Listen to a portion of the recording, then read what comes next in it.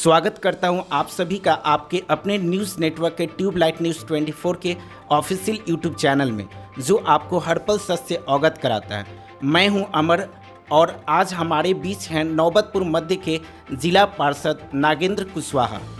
आइए उनसे कुछ प्रश्न पूछते हैं। सर, सबसे पहले हम यह जानना चाहते हैं कि आप अपना परिचय हमारे दर्शकों को बताएं। सबसे पहले मैं अपनी तरफ से आपको धन्यवाद देते हैं कि आप मेरे पास आए हैं जानकारी लेने। मेरा नाम नागेंद्र कुशवाहा है और नौबतपुर मध्य के जिला पार्षद के साथ साथ जिला परिषद के उत्पादन समिति के अध्यक्ष भी हम हैं। और पार्टी स्तर की जहाँ तक सवाल है तो राष्ट्रीय लोक समता पार्टी में हमको उपेंद्र कुशवाहा जी के द्वारा श्रमिक प्रकोष्ठ के प्रदेश अध्यक्ष बनाया गया है और मजदूर संगठन के बीच में हमको काम करने का हमेशा मौका मिलते रहता है। आप अभी मजदूर संगठन की बात किए, तो मजदूर संगठन में आप क्या क्या कार्य किए हैं अभी तक, उन कार्यों का उल्लेख करें। देखिए, मजदूर संगठन में प्रदेश मनरेगा श्रमिक एवं शिल्पकार मजदूर संघ बिहार सरकार का रजिस्टर्ड संगठन है, सरकार की मान्यता है और उसके माध्यम से बिहार सरकार के श्रम विभाग की जो योजनाएं हैं हम लोग उतारने में सफल हो पाए हैं। अभी जिला पार्षद 4 वर्षों के जिला पार्षद के कार्यकाल में हम अपने क्षेत्र के साथ साथ विक्रम, नौबतपुर, बिहटा, पाली, दुल्हिनजार, मसौरी, धनरुआ, पुनपुन में भी हम इस योजना को उतारे हैं। हम आपको बृहद जानकारी देते हैं कि बिहार भवन एवं अन्य शनिवार कंकार बोर्ड है श्रम विभाग का, उसके तहत आज कोई भी मजदूर जो निबंधित होता है उसको 3000 रुपया चिकित्सा सहायता के रूप में प्रति वर्ष मिल रहा है। उसके साथ साथ उसमें 4 लाख का बीमा भी है, जिसमें अगर कोई आदमी का दुर्घटना हो जाती है, घटना घटती है तो उसमें 4 लाख मिलता है। इस तरह का लाभ हमने अजमा में विजय कुमार की पत्नी की हत्या हुई थी और उसमें दिलाने में सफल भी हुए। उसी प्रकार लक्ष्मी डेकोरेटर नारायणपुर के हैं, वायरिंग करते थे सुधीर जी, उनकी पत्नी को भी 2 लाख रुपया हम लोग दिलाने में सफल हुए। नौबतपुर में रामानुज राम की मृत्यु एक्सीडेंट में हो गया, उसमें 1 लाख रुपया दिलाने में हम लोग सफल हो गए। उसी प्रकार रामन मांझी टेंगरेला में उसकी मौत हो गई, उसको हम लोगों ने पैसा दिलाया। उसके बाद आपको बादीपुर में दिनेश राम का आप सुने होंगे कि एक्सीडेंट चिरौरा में हो गया था, दिनेश राम की पत्नी को हम लोगों ने 1 लाख रुपया दिया। इस पर अनेकों है, 100-150 आदमी से ज़्यादा लोगों को ये पैसे हम दिलाए। इसके अलावा विवाह सहायता के रूप में भी 50,000 रुपया, जब मजदूर निबंधित मजदूर के बेटी की शादी होती है तो उसमें 50,000 रुपया सरकार के तरफ बोर्ड की तरफ से देने का प्रावधान है। इसमें भी अपने क्षेत्र में हम बड़े पैमाने पर इसको काम किया और अपने क्षेत्र में मिश्रीचक गाँव है जिला परिषद मध्य का, जिसमें सुखलू रविदास हैं, उनकी बेटी की शादी हुई और उनको 50,000 रुपये दिलाने में सफल हो गए।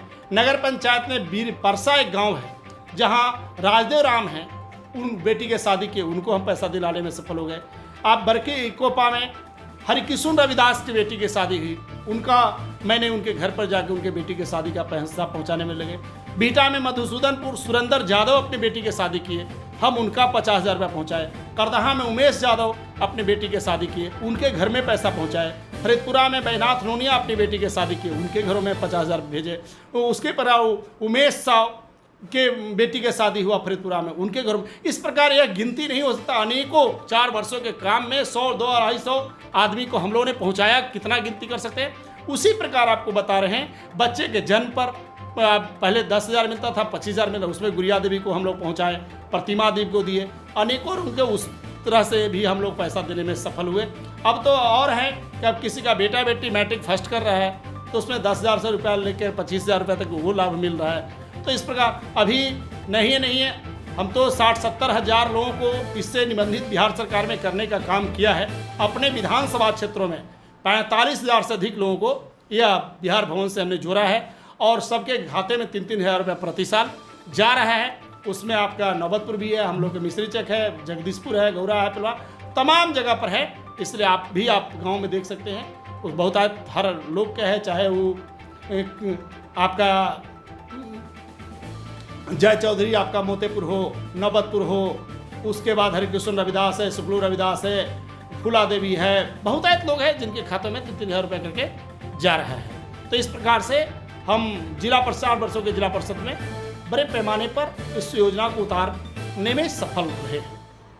आप जहां से जिला पार्षद हैं वहां के क्षेत्र कौन कौन से आते हैं और वहां के क्षेत्र के जो कार्य आप बता रहे हैं कि क्षेत्र के लिए और मजदूरों के लिए हित में हम कार्य करते आ रहे हैं, तो हमें ये बताइए कि आप राजनीतिक में कब से सक्रिय हैं।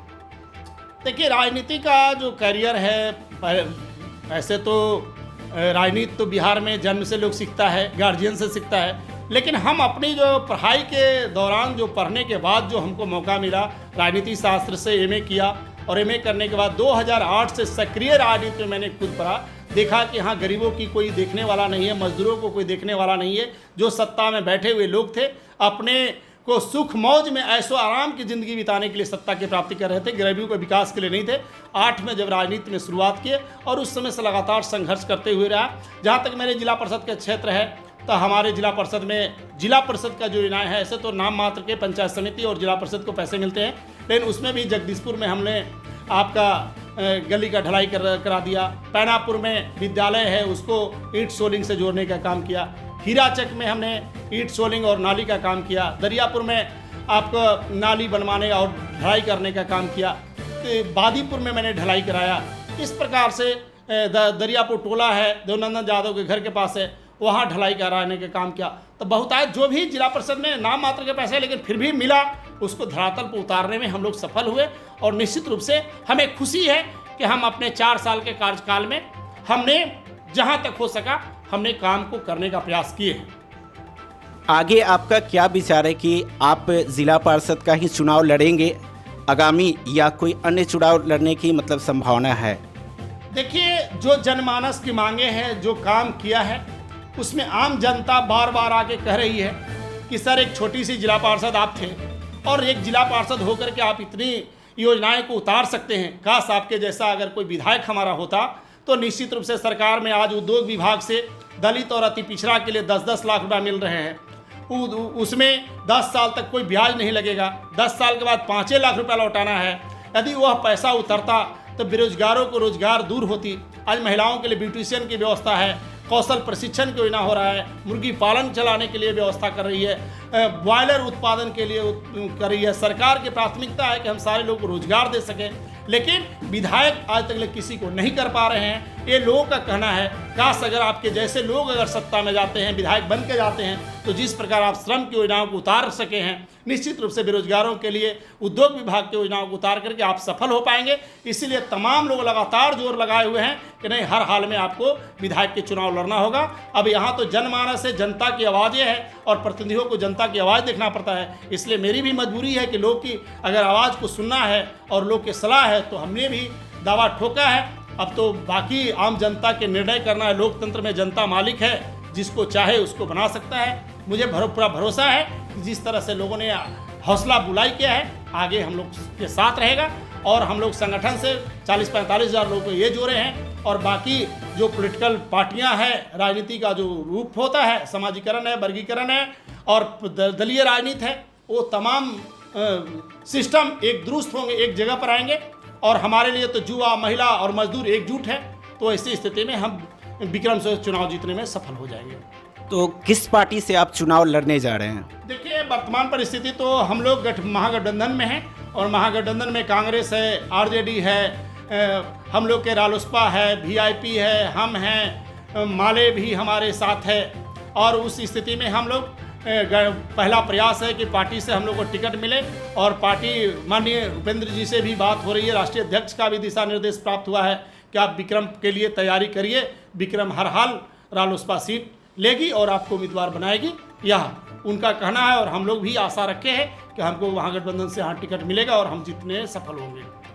तो आपको आरएलएसपी रालोसपा से आपको जब टिकट मिलेगी तो आप इस चुनाव को लड़ने के लिए आप क्या करने वाले हैं? मतलब आपको ये देखना पड़ेगा कि मतलब हाँ, चुनाव किस प्रकार से हो रही है, क्या करें, तो आपकी क्या रणनीति है? देखिए, हम यह चुनाव जो भी बिहार में होता है वो जनता मालिक होता है, जनता के अनुसार वोटिंग होती है। हम लोगों से मिल रहे हैं, लगातार कैंपेन कर रहे हैं, हम लोग के बीच में जा रहे हैं, लोग की भावना को देख रहे हैं, एक दूसरे को बतला रहे हैं कि भाई सब लोग की राय है, अगर सब लोग एकजुट होगा तो हम लोग चुनाव जीत सकते हैं। दूसरी बात, हमारी पार्टी का भी बहुत अच्छा सोच रहा है कि सिंचाई बेहतर हो, शिक्षा बेहतर हो, स्वास्थ्य बेहतर हो, थाने पर जो सुनवाई बेहतर हो, हमारा जो डेवलपमेंट का काम हुआ है, बच्चे की पढ़ाई बेहतर हो। तो पार्टी का भी रणनीति हमेशा रहा है और हम लोग आवाज़ उठाते रहे हैं। हमारे नेता जो है सत्ता में रह के मंत्री रहते हुए भी उन्होंने शिक्षा पर आवाज़ उठाया था कि जो बिहार की शिक्षा है वो बेहतर नहीं है, इसको और अविलंब बेहतर करने की जरूरत है। तो हमने पार्टी स्तर, दलीय स्तर पर भी जो हमारे नेता का जो आह्वान है, चेहरा है और जो सिद्धांत है उसको जनता समझ रही है। और बिहार में तो शिक्षा, सिंचाई, स्वास्थ्य की अति आवश्यकता है। अब वर्तमान परिस्थिति, अभी कोरोना से हम लोग पीड़ित हो रहे हैं, इसमें भी हम लोग कह रहे हैं कि अगर बढ़िया बेहतर शिक्षा व्यवस्था होती तो निश्चित रूप से आज ये महामारी से हम पूर्णतः बच तो नहीं पाते, लेकिन हम इतना भी परेशान नहीं होते जितना आज परेशान हैं। आपने जिक्र किया कोरोना महामारी का, तो क्या आप अपने चुनाव प्रचार के दौरान कोरोना महामारी से जितने भी सरकार गाइडलाइंस दिए हैं तो क्या उसका नियम का पालन कर रहे हैं? हम देखिए पूरी तरह से प्रयास कर रहे हैं। प्रतिनिधि होने के नाते हम भी अपने क्षेत्रों में लगातार मास्क मंगवा रहे हैं, मास्क का वितरण भी किए हैं। कई बार मेरे फेसबुक चैनल पर भी देखे होंगे, लोगों के बीच में मास्क बांटते हुए, लगातार गरीबों के बीच में मास्क की व्यवस्था है। लगातार हम लोग को बता रहे हैं, डोर टू डोर बता रहे हैं कि देखिए जो वर्तमान व्यवस्था है सरकार का, उसमें सरकार हाथ खड़ा कर दी है। मुख्यमंत्री के अपने निजी रिश्तेदार कोरोना पीड़ित हैं, उनके पार्टी के पदाधिकारी कोरोना पीड़ित हैं, तमाम वरीय लीडर कोरोना पीड़ित हो रहे हैं। वैसी स्थिति में आम जनता भगवान भरोसे है, इसलिए आप सरकार पर भरोसा न करके खुद बचिए, मास्क पहनिए, कम घर से निकलिए, सुरक्षित रहिए। ये हम लोगों को बता रहे हैं और बचने के लिए सलाह दे रहे हैं। अभी वर्तमान में पुनः संज्ञान लिया गया है कि 16 जुलाई से 31 जुलाई तक लॉकडाउन लगाया जा रहा है, तो इस पर आपकी क्या टिप्पणी है, क्या राय है कि मतलब ये लॉकडाउन जो लगा है क्या यह सही है या इसके निर्णायक आगे भी होंगे? देखिए, लॉकडाउन करना तो उचित है, निश्चित रूप से कोरोना को रोकने के लिए लॉकडाउन करना उचित है, लेकिन सरकार एक बातें नहीं सुन रही है, मनमानी कर रही है। वर्तमान परिस्थिति हमारे चुनाव के लायक नहीं है। सरकार को सबसे पहले चुनाव को रोक देना चाहिए। आप देखिए, भाजपा लोग को घर से निकलने के मना किया, भाजपा अपने पार्टी कार्यालय में मीटिंग किया, 100 से ज़्यादा लोग वहाँ आए और उसमें एक आदमी कोरोना पॉजिटिव गया, 75 नेताओं को कोरोना कर दिया। इसी प्रकार मुख्यमंत्री के अपने लोग को वर्चुअल रैली करा रहे हैं, उसमें भी 150 आदमी जुट जा रहे हैं। उसमें अजय आलोक को हो गया, शैलेश जी मंत्री को हो गया, विनोद कुशवाहा मंत्री को हो गया। तो यदि चुनाव होगा तो हमें नहीं लगता है कि आम जनता का मुख्यमंत्री भी बचेंगे या प्रधानमंत्री भी बचेंगे। किसी न किसी मीडिया के सामने आना होगा या वर्चुअल रैली करना होगा, किसी न किसी मुद्दे पर सारे लोग आम जनता के बीच आना है अगर चुनाव होगा। तो ऐसी स्थिति में सबके जान खतरे में है। हम तो माननीय मुख्यमंत्री से पहले भी संज्ञान दिया है कि चुनाव तो बिहार की जनता रहेगा तो कभी भी हो जाएगी, आप मुख्यमंत्री है, ये है, क्या दिक्कत है। उसके बाद भी हमारे देश में यह परंपरा है, संविधान में वर्णित है कि 1.5 सालों तक 6-6 महीना कर करके हम लोग चुनाव को टाल सकते हैं। इसलिए वर्तमान परिस्थिति में चुनाव को टल जाना चाहिए। लेकिन अगर सरकार नहीं मानेगी, यह आयोग पर निर्भर करता है और सरकार पर निर्भर करती है, और आयोग नहीं मानेगा, सरकार नहीं मानेगी, तो क्या करेंगे? हम लोग को ही मरना है। विपक्ष होने के नाते आम जनता की राय लेने के चलते, आम जनता को हिफाजत करने के लिए, जिस प्रकार सेना कभी युद्ध के मैदान में नहीं डरती है, हम भी पार्टी के सेना हैं। और पार्टी के सेना होने के नाते पार्टी का जो सिद्धांत होगा, उस चाहे चुनाव की लड़ाई होगा, हम लोग को पार्टी की ओर खड़ा रहना पड़ेगा, चाहे जान जाए तो जाए, लेकिन हम लोग पार्टी के मंचों पर खड़ा दिखेंगे, सरकार के साथ चुनाव के आगाज करेंगे। लेकिन मेरी व्यक्तिगत राय है, मेरी पार्टी की राय है कि चुनाव नहीं हो, जब बीमारी शांत हो जाए तब चुनाव कराया जाए। आपने कहा कि आप एक मजदूर हैं, तो आप मजदूरों के लिए क्या संबोधन देना चाहते हैं? देखिए, पूरी तरह से मजदूर आगे बढ़े। आज मजदूरों के बीच में काम नहीं हुआ है। मजदूरों के लॉकडाउन होने से सबसे ज़्यादा मजदूर परेशानी हुआ। आज रिक्शा चालक, ठेला चालक, आज जो है निर्माण मजदूर हैं, आज जो आप बताइए छोटे छोटे जो कोचिंग क्लास चलाते थे वो स्कूल बंद हो गए, आज जो है विद्यालय बंद हो गया। सरकार आज तक ले उसके लिए कोई काम नहीं किया। हम चाहते हैं कि जितने कोचिंग में टीचर पढ़ाते थे उन लोग के 5,000 रुपया महीना में भेजे, जो रिक्शा चलाते थे उनके खाते में 5,000 भेजे, जो टेम्पू चला करके जीवन यापन करते थे, जो छोटे छोटे दुकान चलाते थे, उन लोग के आज रोजी रोटी के चलते परिवार भूखे मर रहा है, उन लोग के लिए खाते में पैसा डालें। आज 1,000 रुपया सरकार कहा था कि हम कोरोना पीड़ित को डालेंगे, आज 6 महीना से अधिक हो गया, आज भी सारे लोगों के खाते में पैसा नहीं गया है। यह सरकार खाली घोषणा कर रही है, यह कर नहीं रही है।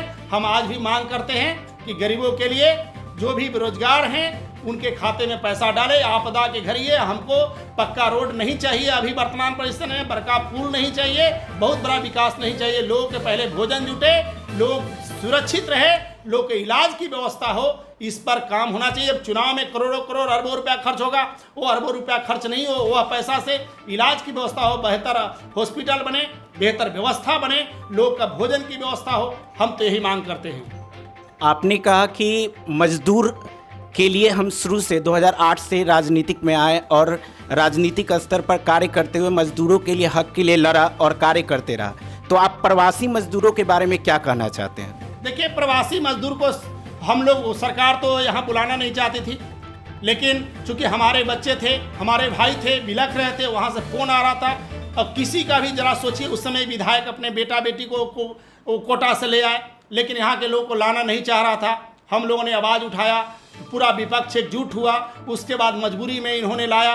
उसके बाद कहा कि हम रोजगार के लिए फैक्ट्री लगाएंगे, रोज मनरेगा को लगाएंगे।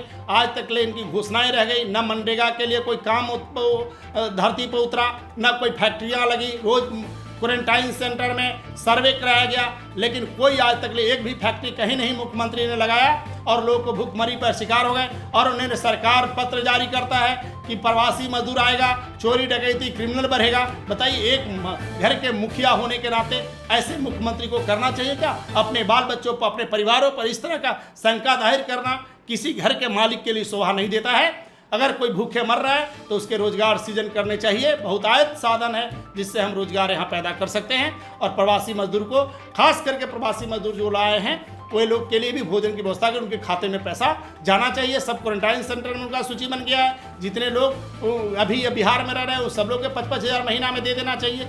सरकार के पास पैसे की कमी थोड़े है, लेकिन इनकी इच्छा शक्ति नहीं है। आप कह रहे हैं कि प्रवासी मजदूर के लिए सरकार ने बोला कि प्रवासी मजदूर के लिए आएंगे और अपने राज्य में ही उन्हें काम दिया जाएगा। उन्हें काम देने के लिए क्या मतलब कि सरकार अभी जो कही थी कि काम मिलेगा, तो क्या सरकार ने काम दिया? और आप तो घूम रहे हैं, क्षेत्र में जा रहे हैं, क्षेत्र में घूमकर पता कर रहे हैं, तो क्या जनता आपको बताई कि मतलब काम मिला या नहीं मिला? उनके बारे में आप क्या कहना चाहते हैं? देखिए, हम एक जिला परिषद के मेंबर होने के नाते आम विपक्ष की बात से अलग हट करके भी हम बतला रहे हैं। जिला परिषद के जो मॉनिटरिंग कमेटी है, हमारे डीडी से वहाँ सेक्रेटरी होते हैं, और मैंने उनसे कई बार इस बार पर चर्चा किया। एक संवैधानिक रूप से, सत्ता के रूप से जिला परिषद पदेन है, इसलिए एक सत्ता के रूप में भी मैंने इस बात को रखा कि आप पटना जिला में कितने मजदूरों के लिए रोजगार कर रहे हैं, कहाँ कहाँ वो फैक्ट्री लग रहा है, उसकी समीक्षा हो। लेकिन सरकार ने सिर्फ यही कर रही है कि तैयारी चल रही है, अब फैक्ट्री लगेगा। कभी कहता है पीवीसी का फैक्ट्री लगेगा, कभी कहता है रेडीमेड के फैक्ट्री लगेगा, कभी कहता है ग्राउंड फैक्ट्री लगेगा, लेकिन धरती पर अभी तकले नहीं उतरा है। या हम सत्ता की जिला परिषद की ओर से बोल रहे हैं, पटना में भी तकले कोई भी फैक्ट्री स्थापित नहीं हुआ है और आम जनता को मीडिया के माध्यम से भ्रमित किया जा रहा है। लेकिन वास्तविकता है कि कहीं पर कोई फैक्ट्री अभी तक नहीं लगाया गया है और लगभग 6 महीना से अधिक हो गया है। चुनाव भी नज़दीक है। जहाँ तक मेरी जानकारी है कि मतलब 20 में जो लॉकडाउन अनलॉक हुआ, लॉकडाउन ख़त्म होने के बाद तो मज़दूरों के ठेकेदार फिर से सक्रिय हो गए, तो फिर से मज़दूर वापस मतलब कि जाने लगे, अन्य राज्यों में जो कार्य करते थे वहाँ पर जाने लगे। तो उसके बारे में मज़दूरों को आप क्या संदेश देना चाहते हैं और सरकार से आपकी क्या मतलब इच्छा होगी कि मतलब मज़दूरों के लिए क्या करे वो? देखिए, जो मज़दूर वहाँ से लौट करके आया है वो जाना नहीं चाहता है, लेकिन आपने उस समय भी न्यूज़ पर आप लोगों ने दिखाया था कि जो लोग आ रहे कितने पैदल आए, दिल्ली से, तेलंगाना से, कहाँ से जाने की इच्छा नहीं है। लेकिन अगर कोई भूखे मरेगा तो उसके साथ तो कुछ भी हो सकता है। घर में खाना नहीं है तो लाचारी में कोई कहीं जा सकता है, कोई बंधुआ मजदूर बन जाए, किसी का साथ हो जाए। सरकार ही वैसी बनी हुई है कि मजदूर विवश हैं और अभी भी बहुतायत कम गया, भूखे रह रहे हैं, परेशान हैं। और उसी चलते सरकार का जो अंदेशा है कि चोरी डकैती होगा, क्या होगा, ये सरकार का अंदेशा है। हम तो इसका खिलाफ करते हैं कि हमारे लोग को सही रोजगार मिले, सही भोजन की व्यवस्था हो। तो इस प्रकार से अपने लोग को यहाँ बसा कर रोजगार दिया जा सकता है, लेकिन सरकार की इच्छा शक्ति होनी चाहिए। दूसरी बात, कोरोना पर जहाँ तक सवाल है, कोरोना हम निश्चित रूप से ये बात को कहते हैं कि सरकार की लापरवाही से फैला है। इन्होंने क्वारंटाइन सेंटर बनाया था, क्वारंटाइन सेंटर में जो आता था उसको पकड़ के रखा जाता था। क्या मजबूरी हो गई कि पूरे क्वारंटाइन सेंटर बिहार को खत्म कर देना? यदि क्वारंटाइन सेंटर में बातें मजदूर को रखा जाता तो आज गांव में नहीं फैलती बीमारी। क्वारंटाइन सेंटर से जिसको इलाज होता, जिसको सही होता, घर जाता। इन्होंने क्वारंटाइन सेंटर को हटा करके होम क्वारंटाइन कर दिया। अब घर में कोई जाएगा, किसी का बेटा बेटी है, किसी का पत्नी है, किसी माँ बाप है, शरीर में सटेगा और बीमारी फैला। और आज उसी का परिणाम है कि बिहार के तमाम घरों में फैला है। अगर बिहार में कोरोना फैला है तो इसके लिए पूरी तरह से नीतीश कुमार जिम्मेदार है। और जनता को ये चाहिए कि यह बीमारी को फैलाने में, अगर बिहार में खास करके बीमारी फैला है तो नीतीश कुमार की देन है। अगर ये चाहता तो बीमारी नहीं फैलता, और जिस तरह से क्वारंटाइन सेंटर था, क्वारंटाइन सेंटर को स्थगित नहीं होता, उसको बेहतर ढंग से चलाया जाता तो बिहार में बीमारी नहीं फैलता। जानबूझ करके बीमारी फैला रहे हैं, ये नीतीश कुमार का दिन है। आपके अनुसार से जो घर में सेल्फ क्वारंटाइन हो रहे हैं, तो इसमें आप बताएं कि ये कितना ज़्यादा मतलब सफल है कि सेल्फ क्वारंटाइन से लोग कोरोना से बच सकते हैं, इस महामारी से बच सकते हैं। आपको इसके बारे में क्या बोलना है? देखिए, सेल्फ क्वारंटाइन में जो विश्व स्वास्थ्य संगठन का जो रिपोर्ट है और जो उसका नियमावली है, उसमें होम क्वारंटाइन संभव नहीं है।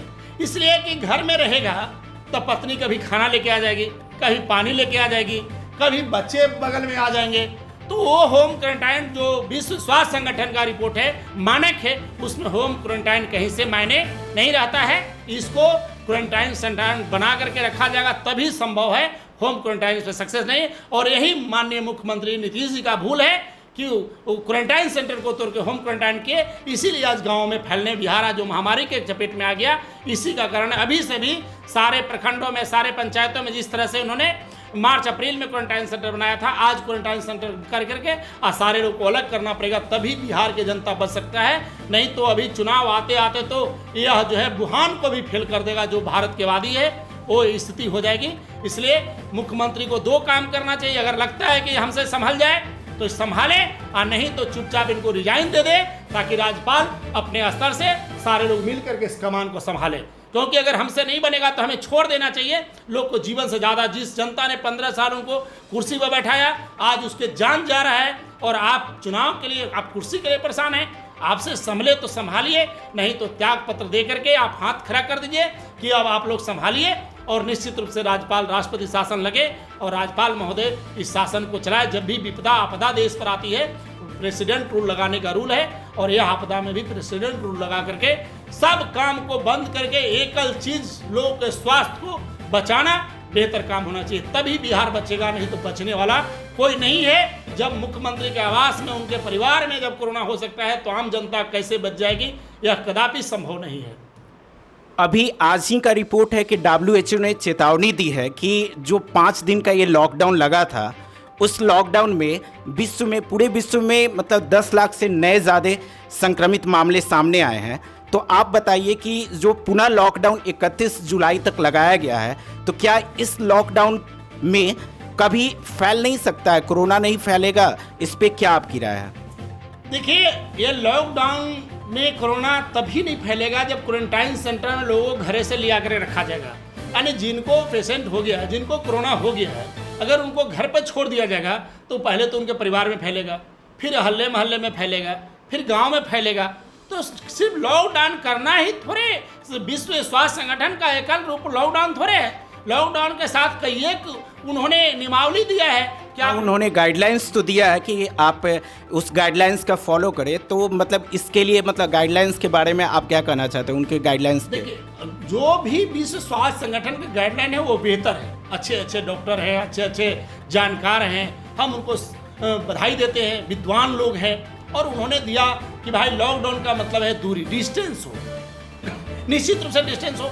उसके बाद डिस्टेंस के साथ साथ आप सेहत को बेहतर रखिए, आप मास्क लगा के घूमिए, तमाम चीज़ें जो है इस पर काम करने का चीज़ है, इलाज की व्यवस्था हो। तो ये तमाम तरह के तो हुआ नहीं बिहार में अभी तक ले, तो एक भी हॉस्पिटल कोरोना का नहीं बन पाया। बिहार में बनना चाहिए, एक भी हॉस्पिटल नहीं है आज तक ले इतना दिन में तैयार हो पाया जो जिसमें खाली कोरोना का इलाज हो पाए। नीतीश जी 6 महीना हो गया नहीं बना पाए, तो ये क्या कर रहे हैं 6 महीना से, कुछ पता नहीं चल रहा है। आज बुधवार के समाचार पत्रों के अनुसार मैं आपसे ये पूछना चाहता हूं कि एम्स को और पीएमसीएच को पूरी तरह से कोरोना वार्ड में शिफ्ट कर दिया गया है, और आम जितने भी बीमारियां जो पहले से चल रही थी, उस बीमारी के इलाज के लिए लोग जो राज्य भर से आते थे, अब उनका इलाज वहां पर संभव नहीं है। तो उसके लिए आप राज्य सरकार को क्या कहना चाहते हैं? देखिए, यह तो मनमानी हो गया, यह तो मनमानी हो गया। राजा जो करे, मुख्यमंत्री को कोरोना के लिए अलग हॉस्पिटल बनाना था, सारे देशों ने, हर प्रांतों ने अलग अलग हॉस्पिटल बनाया है। ये जो पुराने हॉस्पिटल हैं जिस पर तमाम तरह के इलाज है, आप कोरोना में बदल दिए, तो जितना कोरोना से नहीं मरेगा उससे कई गुना लोग अलग बीमारियों से, हार्ट अटैक से मर जाएगा, आप डायबिटीज से मर जाएगा, अन्य बीमारियों से मर जाएगा। तो ये पूरी तरह से बिहार के लोगों को मारना चाहते हैं, ये बिहार को बचाना नहीं चाहते हैं। यह हिटलर शाही नीति है कि आपका हमको इलाज नहीं होने देंगे, हर हाल में कोरोना, उसके लिए पीएमसी जैसे और हॉस्पिटल बनता तब ना, ऐसा तो हुआ नहीं है। तो आप अंत में हमसे ये बताइए, आपसे अंतिम प्रश्न मेरा यह रहेगा कि आप अपने जनता और मजदूर जनता के लिए कोरोना का क्या संदेश देना चाहते हैं कि वो कैसे सुरक्षित रहें और किस प्रकार से अपने और अपने परिवार को बचाएं? देखिए, आम जनता से मेरा एक ही चीज़ है, मैंने तो पहले कह दिया कि बिहार का मालिक, बिहार का मुखिया आपको भगवान भरोसे छोड़ दिया है। इसलिए आप घर में बंद रहिए, स्वस्थ रहिए। अगर बहुत ज़्यादा ज़रूरत हो तो मास्क पहन करके ही बाजार निकलिए, नहीं तो हम तो कहेंगे कि नहीं निकलिए। तो बाहर का हवा प्रदूषित है और कोई देखने वाला नहीं है। और न क्वारंटाइन सेंटर में जहाँ होम से हो रहा है वहाँ खाना की व्यवस्था कर रहा है, न दवा की व्यवस्था है, न डॉक्टर की व्यवस्था है, कोई व्यवस्था नहीं है। अगर आप इस महामारी में बच गए तो भगवान का लाख लाख शुक्रिया कीजिए, और नहीं तो अगर चपेट में आइएगा तो कोई बचाने वाला अभी नहीं है। इसलिए आप घर में रहिए, सुरक्षित रहिए, मास्क पहन के रहिए और डिस्टेंस बना के रहिए, अच्छे अच्छे खाना खाइए ताकि स्वस्थ रहने में इम्यूनिटी बनाए रखिए। हम यही बात को लोगों को बीच में संदेश दे रहे हैं। मैं अपने दर्शकों को यह बताना चाहता हूं कि कोरोना महामारी के बढ़ते प्रकोप के देखते हुए WHO की चेतावनी को हल्के में ना लें और सबसे ज़्यादा ये ध्यान रखें कि आप सोशल डिस्टेंसिंग का पालन करें और यदि आवश्यक पड़े तो ही घर से बाहर निकले, ऐसे घर से बाहर ना निकले। खासकर विशेष रूप से आप अपने बुजुर्गों और बच्चों का ध्यान रखें। धन्यवाद।